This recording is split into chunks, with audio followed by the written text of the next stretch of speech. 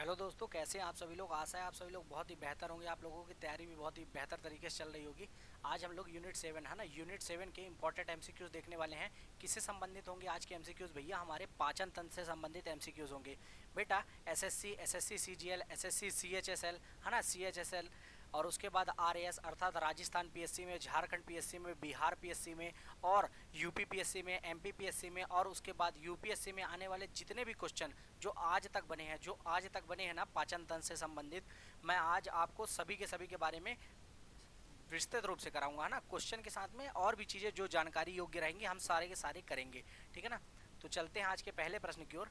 पहला प्रश्न है भैया, पाश्चुरीकरण है एक, आपको बताना है जो पाश्चुरीकरण है क्या है। निम्न ताप पर उपचार, निम्न ताप उपचार, भाप उपचार, उच्च ताप उपचार, या निम्न और उच्च ताप उपचार। बताओ भैया कि जो पाश्चुरीकरण है वह क्या है। तो बिल्कुल सही उत्तर होगा भैया, बिल्कुल सही उत्तर होगा आपका भैया डी, है ना। बिल्कुल सही उत्तर होगा आपका डी, निम्न निम्न निम्न और उच्च ताप उपचार, है ना। निम्न और उच्च ताप उपचार है क्या? पाश्चुरीकरण। चलिए चलते हैं दूसरे प्रश्न में। आज का दूसरा प्रश्न है कि पाचन तंत्र, है ना, डाइजेस्टिव सिस्टम का हिस्सा नहीं है। यकृत, पित्ताशय, कार्निया या आंत। बताइए भैया क्या नहीं है।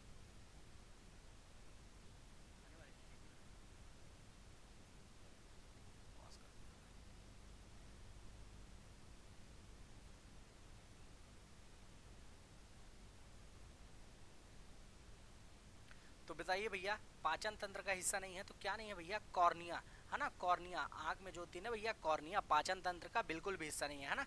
पाचन तंत्र का हिस्सा नहीं है। चलिए मैं आप लोगों को बता देता हूँ पाचन तंत्र के बारे में थोड़ा सा, जिससे आपको जो आगे क्वेश्चन आने वाले हैं ना, हम समथिंग इससे संबंधित 160 एमसीक्यूज करेंगे। 160 कम नहीं होता बेटा ये नंबर, लेकिन बहुत सारे एग्जाम्स के प्रश्न है इसलिए करेंगे। देखो पाचन तंत्र अगर बात की जाए भैया तो दो भागों में बटा होता है। कितने भागों में? दो भागों में बटाता है। एक होता है बेटा आहार नाल में पाचन, एक होता है भैया आहार नाल में पाचन, और दूसरा होता है भैया संबद्ध। संबद्ध क्या होती है भैया? पाचक ग्रंथियां होती हैं, है ना, पाचक ग्रंथियां होती है। अब देखो भैया, आहार नाल में जो पाचन होगा ना भैया, आहार नाल में जो पाचन होगा, तो देखो पहले मुख गुहा, मुख से, क्योंकि मुख से अंदर जाएगा भैया आहार, तो मुख गुहा, फिर उसके बाद मुख गुहा से जाएगा भैया ग्रास नली के थ्रू अंदर जाएगा, है ना। ग्रास नली के थ्रू अंदर जाएगा और कहाँ पहुंचेगा भैया? आमाशय में पहुंचेगा खाना, है ना। आमाशय में पहुंचेगा, मुखगृह से घुसा फिर आमाशय में पहुंचा। आमाशय में पहुंचने के बाद भैया जाएगा छोटी आंत में, है ना भैया, छोटी आंत में जाएगा। छोटी आंत के बाद भैया बड़ी आंत में जाएगा, फिर मलाशय से होते हुए गुदा द्वार से होते हुए बाहर निकल जाएगा, है ना। इस प्रकार से पाचन तंत्र चलेगा आहार नाल के द्वारा। अब देखो भैया, संबद्ध जो पाचन ग्रंथियां होंगी, है ना, पाचन ग्रंथियां होंगी, उसके थ्रू कैसे होगा? तो देखो इसमें क्या होगा भैया, लार ग्रंथि सबसे मुख में कौन सी होगी भैया? लार ग्रंथि होंगी। तीन जोड़ी लार ग्रंथि अपन लोग देखेंगे, है ना, तीन जोड़ी लार ग्रंथि अपन लोग देखेंगे। लार ग्रंथि के बाद देखेंगे आप यकृत में, है ना, यकृत में यकृत रस निकलेगा, है ना, यकृत रस। फिर उसके बाद आप देखेंगे पित्ताशय, है ना। पित्ताशय के निर्माण तो यकृत में होता है, लेकिन एक थैली होती है पित्ताशय के रूप में, है ना। पित्ताशय के रूप में एक थैली होती है जिसमें से पित्त रस भरा होता है ना, पित्त रस भरा होता है। फिर अग्नाशय, अग्नाशय से भी दो प्रकार के रस निकलते हैं, वो भी अपन देखेंगे, वो भी अपन देखेंगे। इस प्रकार से पाचक ग्रंथि और आहार नाल अपन लोग दो टाइप में बांट के देखेंगे। बहरहाल अभी सारे के सारे क्वेश्चन है तो आपका सारा जितना भी डाउट होगा ना सारा क्लियर हो जाएगा आज, क्योंकि बहुत सारे प्रश्न हैं। तीसरा प्रश्न देखिए, भोजन का पाचन सामान्य रूप से खाली स्थान में होता है। बताओ भैया, यकृत में, जठर में, या छोटी आंत में, या बड़ी आंत में। बताओ भैया किस में, किस में भोजन का समान रूप से पाचन हो जाता है? तो बिल्कुल भैया, भोजन का जो पाचन होता है ना भैया, पूर्ण पाचन पहुंचे या पाचन हो, तो भैया अगर छोटी आंत दिया हो तो बिल्कुल लगा दीजिएगा सही। अगर बड़ी आंत में पूछे क्या होता है, तो भैया बड़ी आंत में जल का पाचन होता है ना। जल का पाचन कहाँ होता है भैया? बड़ी आंत में होता है, बड़ी आंत में होता है। चलते हैं अगले प्रश्न की ओर। प्रोटीन पाचक एंजाइम है, बताओ भैया, ट्रिप्सिन, इमाइलेप्सिन, लाइपेज या एमिलेस। बताओ भैया प्रोटीन पाचक एंजाइम है, बताओ भैया प्रोटीन पाचक एंजाइम है किसका? तो भैया ट्रिप्सिन, है ना, ट्रिप्सिन। प्रोटीन पाचक एंजाइम कौन सा भैया? ट्रिप्सिन है, ठीक है ना। प्रोटीन पाचक एंजाइम कौन सा भैया? ट्रिप्सिन है। और भैया ट्रिप्सिन के साथ में और कौन सा एंजाइम निकलता है, आप बता सकते हैं ट्रिप्सिन के साथ में? बताइए। तो भैया लेट एक ट्रिक है, आप याद रखिएगा, लेट ट्रिक से, है ना। इसमें से लाइपेज, एमाइलेज और ट्रिप्सिन, तीन प्रकार के एंजाइम निकलते हैं। कौन कौन से? लाइपेज, एमाइलेज और ट्रिप्सिन। ये तीन तीन कहाँ निकलते हैं भैया? तीन कहाँ निकलते हैं? अग्नाशय में निकलते हैं भैया। कहाँ? अग्नाशय में निकलते हैं, है ना, अग्नाशय में निकलते हैं। कौन से? 3 प्रकार के एंजाइम, लाइपेज, एमाइलेज और ट्रिप्सिन। लेट एक ट्रिक है, उससे आप याद रखिएगा। अब देखिए लाइपेज जो है वो किसका पाचन करता है भैया? वसा का पाचन करता है। लाइपेज किसका? वसा का पाचन करता है। एमाइलेज किसका करता है बेटा? एमाइलेज, एमाइलेज करता है स्टार्च का। देखो आपको ट्रिक भी बता देता हूँ। लाइपेज, लाइपेज वसा का करेगा, तो लाइपेज लग रहा है ना लसलसा, तो वसा कैसा होगा? गाढ़ा टाइप का होगा। फिर एमाइलेज किसका करता है भैया? स्टार्च का। फिर उसके बाद आ जाता है ट्रिप्सिन, ट्रिप्सिन किसका करता है? प्रोटीन का। तो देखिए आपको मैंने तीनों चीज बता दी अग्नाशय से संबंधित, है ना। अग्नाशय से आपको याद रखना होगा, अग्नाशय से जो अग्नाशी रस है ना, अग्नाशी रस है, उसको निस्त्रावित करने के लिए कौन सा ऐसा है जो कि अग्नाशी रस निकालने के लिए क्या करता है भैया? उसको क्या कहना चाहिए कि क्या बोलना चाहिए यार, कुछ वर्ड, चलिए खैर मैं बता देता हूँ। सिक्रेटिन होता है, सिक्रेटिन, है ना, सिक्रेटिन। मुझे वर्ड नहीं आ रहा है क्या कि इसको निस्त्रावित करने के लिए उत्साहित, हाँ उत्साहित करता है। कौन सा भैया? तो सिक्रेटिन उत्साहित करता है अग्नाशय को अग्नाशी रस निकालने के लिए। और कौन से 3 एंजाइम निकलते हैं? लाइपेज, एमाइलेज और ट्रिप्सिन, है ना। ट्रिप्सिन प्रोटीन का करता है, लाइपेज वसा का करता है और एमाइलेज स्टार्च का। तो ऐसे देखिए मैं आपको कहीं कुछ भी नहीं खुला हुआ है, पीपीटी बन जाती है, उसके बाद एज इट इज जो पढ़ाता हूँ मैं आपके सामने ही पढ़ाता हूँ। बहरहाल खैर चलते हैं अगले प्रश्न में। 5वां प्रश्न है, एंजाइम मदद करता है श्वसन क्रिया, भोजन पचाने में, इम्यून तंत्र में या प्रजनन में? बताओ भैया, जो एंजाइम है मदद करता है, किस में मदद करता है? तो भोजन पचाने में कौन मदद करता है भैया? एंजाइम जो होता है भोजन पचाने में मदद करता है। अगला प्रश्न है, पेप्सिन एंजाइम किस माध्यम में क्रियाशील रहता है? पेप्सिन जो एंजाइम है किस माध्यम में क्रियाशील रहता है? क्षारीय, अम्लीय, उदासीन या लवणीय? बताओ भैया। तो बिल्कुल सही है भैया, क्षारीय में, है ना। पेप्सिन एंजाइम किस माध्यम में क्रियाशील रहता है? क्षारीय माध्यम में, है ना, क्षारीय माध्यम में। अगला प्रश्न है, पित्त रस का कार्य क्या है? पित्त रस का कार्य बताना है। प्रोटीन का पाचन, वसा का एमल्सीकरण, कार्बोहाइड्रेट का पाचन या उपरोक्त सभी? बताओ भैया। तो भैया जो वसा का एमल्सीकरण है ना, एमल्सीकरण वो कौन करता है भैया? पित्त रस ही करता है ना, पित्त रस। और पित्त की थैली में ही पित्त रस भरा होता है ना, पित्त की थैली अर्थात पित्ताशय में पित्त रस भरा होता है ना, पित्ताशय में पित्त रस भरा होता है। चलिए भैया अगला प्रश्न देखते हैं। इंसुलिन हार्मोन परिवर्तित करता है वसा को ग्लूकोज में, प्रोटीन को ग्लूकोज में, ग्लूकोज को ग्लाइकोजन में या ग्लाइकोजन को ग्लूकोज में? बताओ भैया। जो इंसुलिन हार्मोन है परिवर्तित करता है किसको भैया? तो वसा को जो है ना ग्लूकोज में परिवर्तित करता है। कौन सा भैया? इंसुलिन, है ना, इंसुलिन परिवर्तित करता है। अगला प्रश्न है भैया, निम्नलिखित में से कौन सा अंग मानव शरीर में पित्त का स्त्रावण करता है? पित्त का स्त्रावण कौन करता है? आमाशय, पित्ताशय, यकृत या छोटी आंत? बताओ भैया। तो बिल्कुल सही, यकृत में ही निर्माण होता है भैया, यकृत में ही, है ना। तो कौन स्त्रावण करता है भैया? यकृत, है ना। पित्त रस का स्त्रावण कौन करता है भैया? यकृत। अगला प्रश्न भैया, किसके स्त्रावण में एंजाइम होते हैं? लार ग्रंथियां, सिबेशियम ग्रंथियां, पसीने की ग्रंथियां या लिम्फ नोड 11? बताओ भैया। लिम्फ नोड, बताओ भैया किसके स्त्रावण में एंजाइम होते हैं? फटाफट बताइए। तो बिल्कुल भैया लार ग्रंथियां, है ना, लार ग्रंथियां, है ना, लार ग्रंथियों के स्त्रावण में एंजाइम होते हैं, है ना, एंजाइम होते हैं। अगला प्रश्न है कि निम्नलिखित में से कौन सा पाचक रस नहीं बनाता है? कौन सा पाचक रस नहीं बनाता? मूत्राशय, आमाशय, यकृत या अग्नाशय? बताओ भैया। पित्त रस नहीं बनाता, पाचक रस नहीं बनाता। बार बार पित्त रस क्यों आ रहा भैया आज? कौन पाचक रस नहीं बनाता? तो बिल्कुल सही, मूत्राशय जो है पाचक रस नहीं बनाता। अगर आप लोगों ने पाचन तंत्र आज तक कर लिया हो कहीं भी, तो आज क्वेश्चन लगाइए तब तो माने, है ना। पाचन तंत्र कहीं भी कर लिया हो, बस फटाफट क्वेश्चन लगाइए। फिर अम्लीय जठर, अम्लीय जठर रस किसके द्वारा स्त्रावित होता है ना, किसके द्वारा स्त्रावित होता है? बताओ भैया किसके द्वारा स्त्रावित होता है? मुख गुहा के द्वारा, मलाशय के द्वारा, अग्नाशय के द्वारा या अमाशय के द्वारा? बताइए भैया। अम्लीय जठर रस, तो बिल्कुल सही उत्तर होगा आपका आमाशय के द्वारा, है ना, आमाशय के द्वारा अम्लीय जठर रस स्त्रावित होता है ना, अम्लीय जठर रस स्त्रावित होता है। अगला प्रश्न है, मानव मानव पित्त जो एक पीले हरे रंग का होता है ना, पीले हरे रंग का तरल है, इसकी प्रति अम्लीय है, तटस्थ है, क्षारीय है या इनमें से कोई नहीं? कैसी है भैया इसकी प्रकृति? इसकी प्रकृति भैया क्षारीय है ना। किस प्रकार का है पित्त जो है? बाइल जो होता है हमारा किसका होता है भैया? क्षारीय होता है ये, है ना, क्षारीय होता है। वसीय पदार्थ ज़्यादा खाने से होता है। क्या होता है भैया? मोटापा, कमजोरी, वजन में कमी, ये सभी। बताओ भैया क्या होगा आखिर? तो भैया वसा ज़्यादा खाओगे तो चर्बी बढ़ते जाएगी, है ना, चर्बी बढ़ेगी तो वसा बढ़ेगा, है ना, चर्बी बढ़ेगी तो वसा बढ़ेगा, है ना, चर्बी बढ़ेगी तो वसा बढ़ेगा। तो अग्नाशय में मैं भी आपको क्या बताया था, 3 प्रकार के एंजाइम होते हैं, है ना, कौन कौन से? लेट, ऐसे रिवीजन करते चाहिए। लाइपेज, एमाइलेज और ट्रिप्सिन। ट्रिप्सिन किसका पाचन करता है? प्रोटीन का पाचन करता है ना।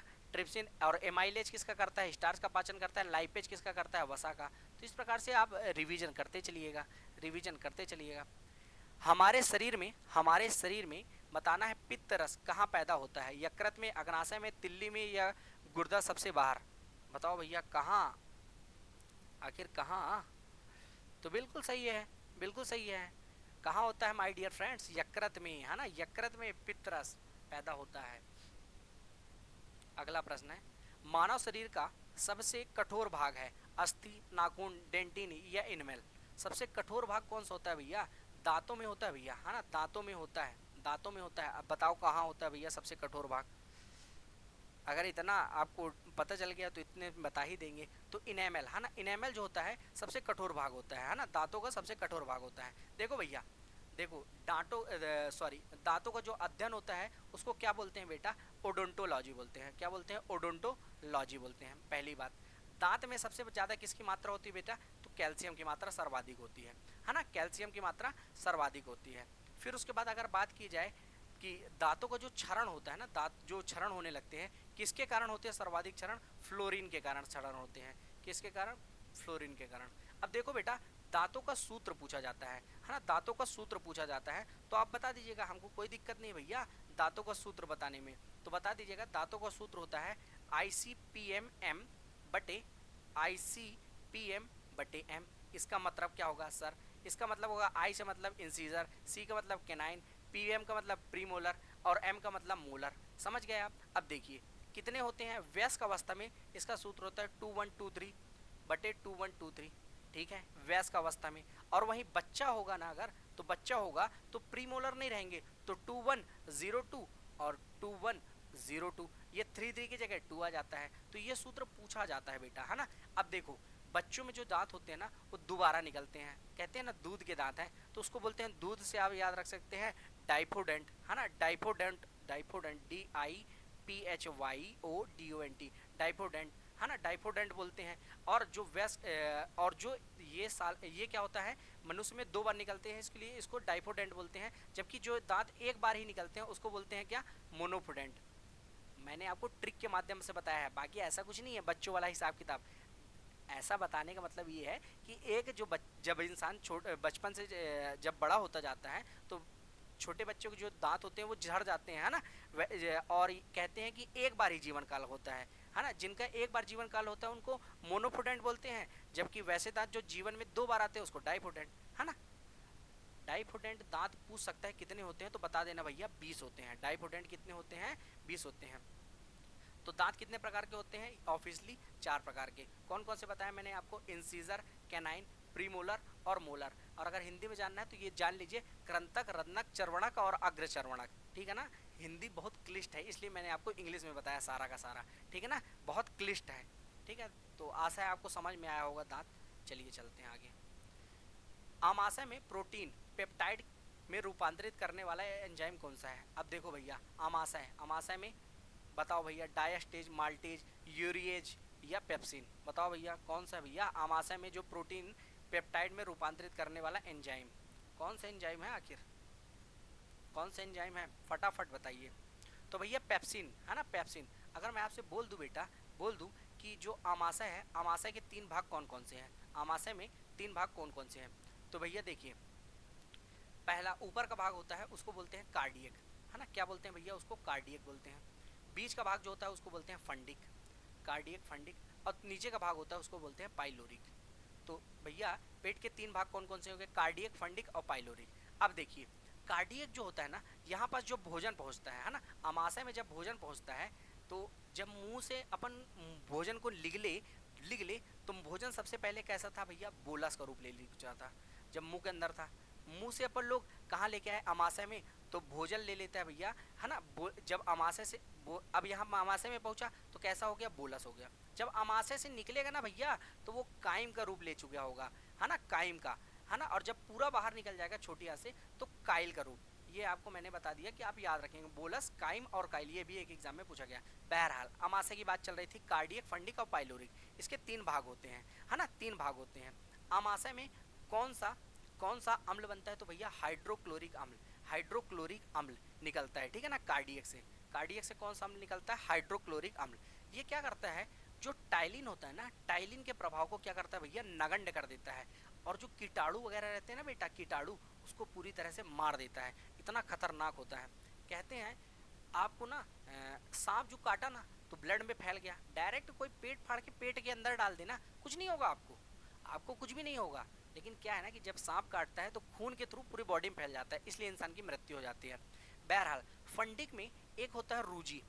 रूजी जब अपने स्थान पर खड़ा हो जाता है ना तो हमको चुभने लगता है, तो जब हमको भूख लगती है ना तो यही रूजी जो होता है ना अपने स्थान में खड़ा हो जाता है, ठीक है ना। अब देखिए पाइलोरिक, पाइलोरिक में दो प्रकार का क्या निकलता है भैया, पाइलोरिक में एक रेनिन निकलता है और पेप्सिन निकलता है, रेनिन निकलता है और पेप्सिन निकलता है, ठीक है ना, रेनिन और पेप्सिन निकलता है, ठीक है। चलिए चलते हैं। तो अमाशय के बारे में इतनी जानकारी आप लोगों के लिए आवश्यक थी। बहरहाल अगला प्रश्न, किस अंग के भीतर पित्ताशय अवस्थित होता है, अग्नाशय, यकृत, वृक्क या छोटी आंत। बताओ भैया किस अंग के भीतर पित्ताशय अवस्थित होता है। बहुत इजी सा प्रश्न है, अभी तक तो इतना जान ही चुके होंगे आप लोग। तो भैया यकृत में होना है, यकृत में पित्ताशय अवस्थित होता है। अगला प्रश्न है, कौन सा एंजाइम पेट के अंदर प्रोटीन के पाचन में शामिल होता है, लाइपेज, सेल्यूलोज, लाइसोजाइम या पेप्सिन। फटाफट बताइए कौन सा एंजाइम पेट के अंदर प्रोटीन के पाचन में शामिल होता है।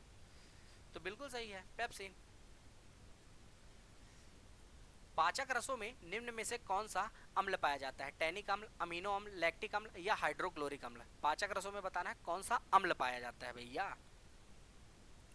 तो माय डियर फ्रेंड्स HCl है ना, HCl हाइड्रोक्लोरिक अम्ल अभी आपको बताया है ना, जो कि किस में पाया जाता है, कार्डियक में पाया जाता है ना, कार्डियक में पाया जाता है ना, कार्डियक। अमाशय के 3 भाग बताए थे ना आपको, कार्डियक, फंडिक और पाइलोरिक, तो कार्डियक में पाया जाता है भैया HCl।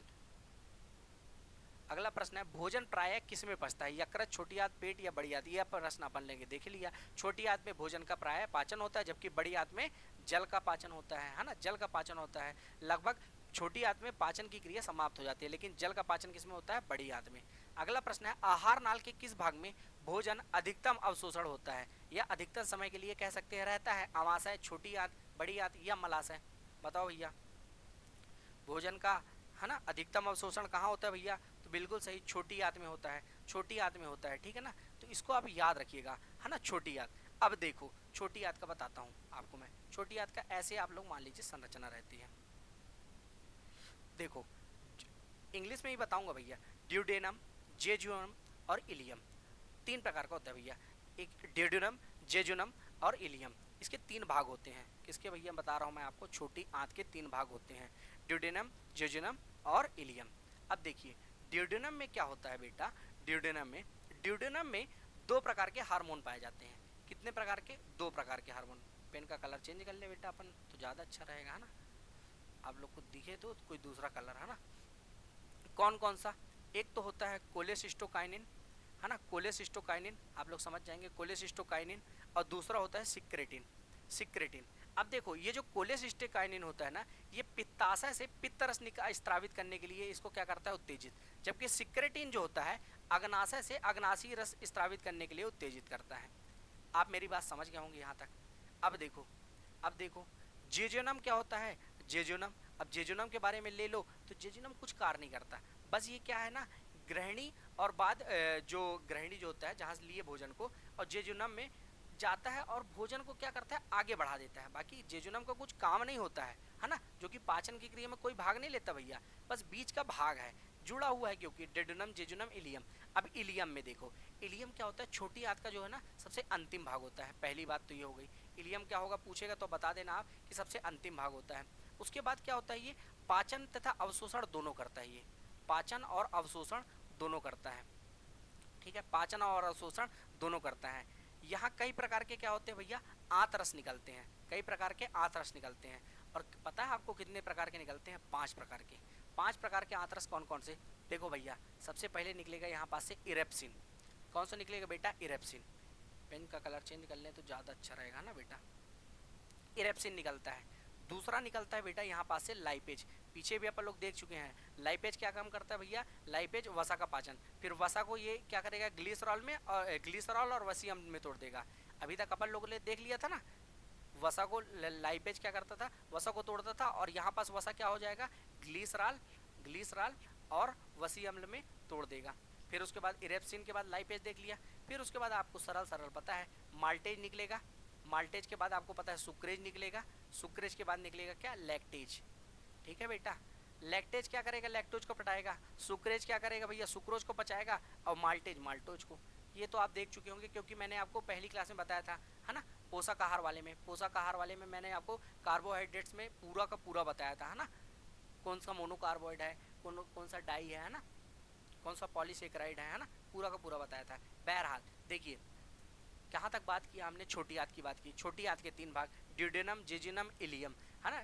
Duodenum, जेजियम, ilium. ड्यूडेनम में 2 प्रकार के हार्मोन, कोलोसिस्टोकाइनन और सिक्रेटिन। कोलोसिस्टोकाइनन क्या करता है? पित्ताशय को पित्त रस से स्त्रावित करने के लिए उत्तेजित करता है, जबकि सिक्रेटिन अग्नाशय को अग्नाशयी रस स्त्रावित करने के लिए उत्तेजित करता है। जेजुनम बस बीच का भाग है, जो कि कड़ी को जोड़ने का काम करता है ड्यूडेनम को इलियम से। इलियम क्या होता है? छोटी आंत का अंतिम भाग होता है।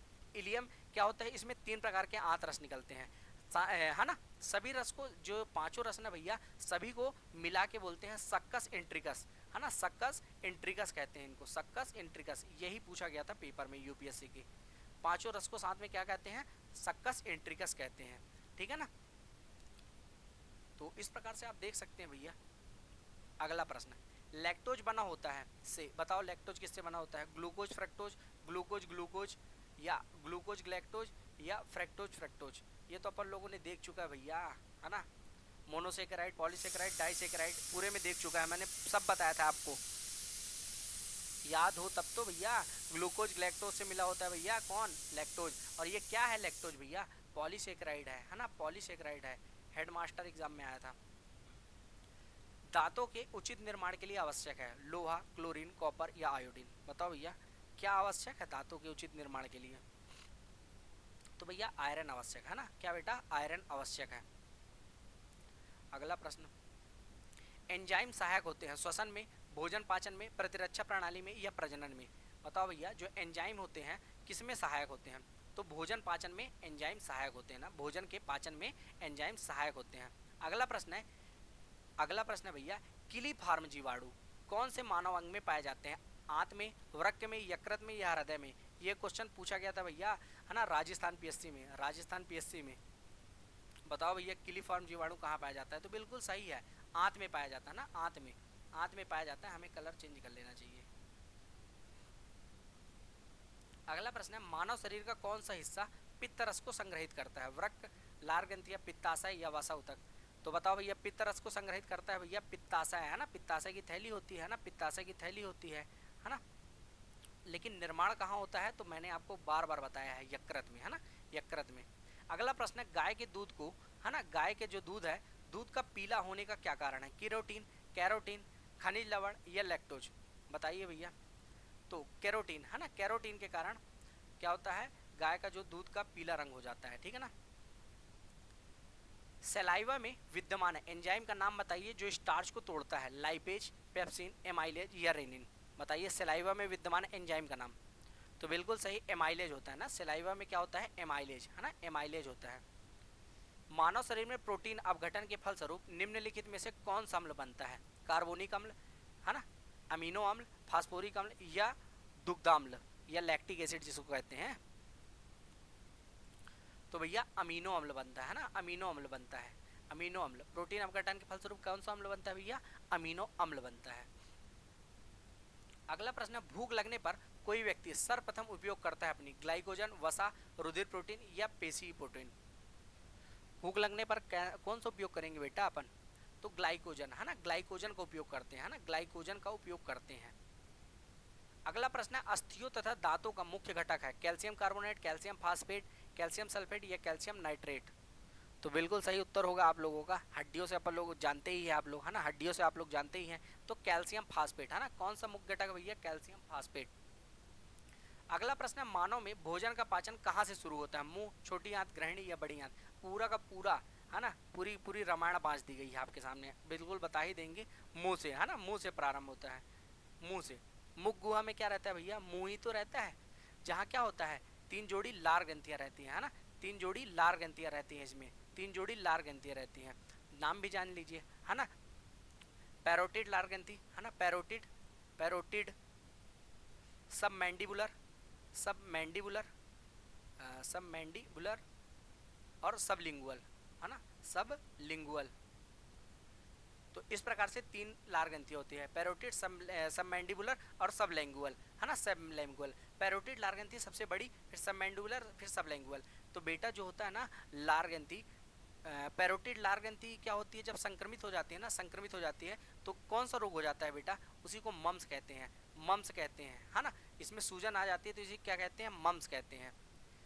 ये क्या होता है भैया, विषाणुओं के द्वारा संक्रमित हो जाता है, विषाणुओं के द्वारा संक्रमित हो जाता है तो इसी को मम्स कहते हैं।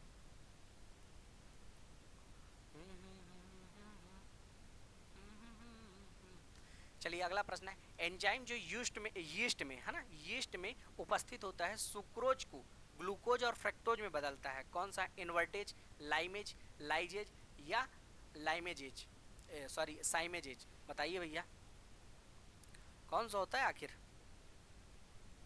तो बिल्कुल इन्वर्टेज, है ना, एंजाइम जो यीस्ट में उपस्थित होता है, सुक्रोज को ग्लूकोज और फ्रक्टोज में बदलता है, सुक्रोज को किस में बदलेगा बेटा, ग्लूकोज और फ्रक्टोज में बदलता है, उसका नाम पूछ रहा है तो इन्वर्टेज, ठीक है ना।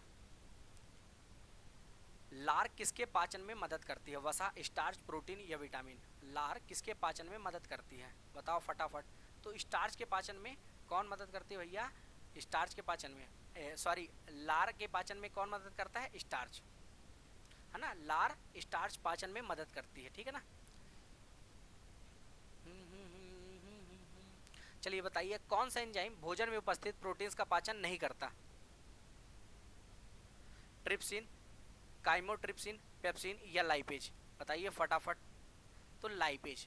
तो देखते हैं बाकी क्वेश्चन अगली क्लास में, ठीक है ना बेटा, बाकी क्वेश्चन अगली क्लास में पूरे 160 प्रश्न कराए जाएंगे आपको, कितने, 160 प्रश्न। मिलते हैं नेक्स्ट क्लास में, जय हिंद जय भारत दोस्तों।